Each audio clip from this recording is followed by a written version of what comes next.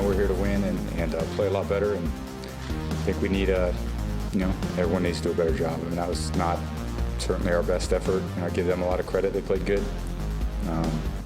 They make it tough on you on our offense, their defense, and we just could never string enough plays together.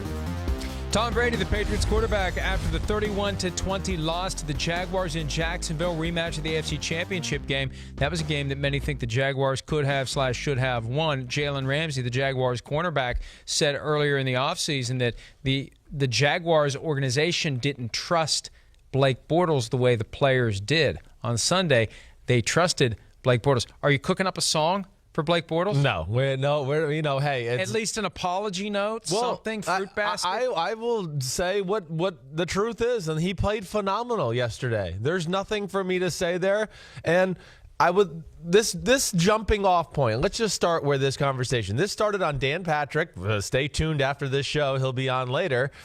He asked me about the Jacksonville Jaguars, and I said they are the best team in football, and Blake Bortles is the 70th best quarterback, and that's the issue. Now, he's played pretty good here early on this season, and that was the best game he has ever played, other than maybe last year's AFC Championship game. I mean, this was better than the AFC Championship game. So I'm not going to sit here and take any credit away from him. If Blake Bortles hits these throws that we're seeing right here that are just, again, I'm not trying to take anything away from him, but this team is awesome. They are going to win the Super Bowl. They are the best team in the NFL. And if he just takes advantage of the plays that are there to be had, they will win it. I have no doubt about that. Jaguars Chiefs coming up in the that regular will season. Be really fun to watch. And maybe they'll be destined to meet again in the postseason. I just like the idea of a changing of the guard. I hear you. And this is nothing against the Patriots or Patriots fans, but you've had your run, right? There are other teams out there. It would be nice to see other teams in the mix. It would be nice to see other teams in the Super Bowl. It just gets – it's got to get old for them, too. Right? I like the Patriots, too. It's fun to watch them, kind of like be uncomfortable for a little bit. It makes it interesting. And, of course, what will happen is they won't lose another game for the rest of the year. They'll go 15-1, and we're on to Cincinnati. We've seen this before when the Patriots get manhandled. And it happens so rarely, it's a big deal. Yes. Right? I mean, you don't see them frustrated very often because they win all the time. So I thought they'd win this one. I thought the Jaguars weren't ready to ascend past them. And now the question is, how do the Jaguars build on this as the hunted? They are now the hunted. Yeah, they're getting and we to saw that they mode. were sluggish against the Giants. See, last week they were in hunted mode, and they let the Giants hang around too long. They were in the hunter mode this week against the Patriots. Now that pendulum's going to swing back hard the other way. Every team they face, it's going to be that team is coming after us. Although they better be ready for the Titans this week, right? It's the Titans this week because the Titans swept them last year. Yes, they did. Yes, but I do think this is a different football team. And I think with the ability to trust Blake Bortles, because that's something they haven't been able to do, this will make them a different team. It's going to make them a whole lot harder to defend.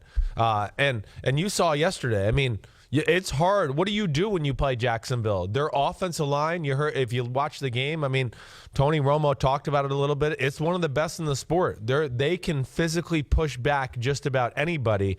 And then with Nathaniel Hackett's great game planning behind it, he does a great job of getting receivers open, and these receivers are dangerous. One-on-one, whether it's Kill and Cole or D.D. Westbrook or Corey Grant coming out of the backfield, and then Bortles running, which is the best part of his football game, it makes them extremely hard to defend.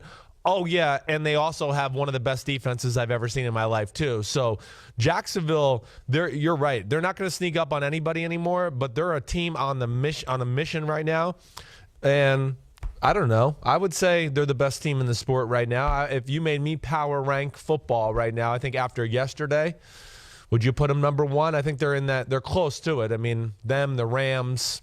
The Rams are up there, but you know what? What did you say last year about the Jaguars? Most talented team in football. The only problem is they don't believe in their quarterback, and no one else believed in their quarterback. And now they believe in their quarterback, and they're letting their quarterback go out and win. And think about what they could have done in the offseason. They could have moved on from Blake Bortles. They could have gone after any of the free agent quarterbacks out there. Case Keenum was available. Kirk Cousins was available. Sam Bradford, Teddy Bridgewater. There was an unprecedented number of veteran quarterbacks available, and they decided to stick with Blake Bortles. They wanted continuity. They think his best football is in front of him. That's a low bar.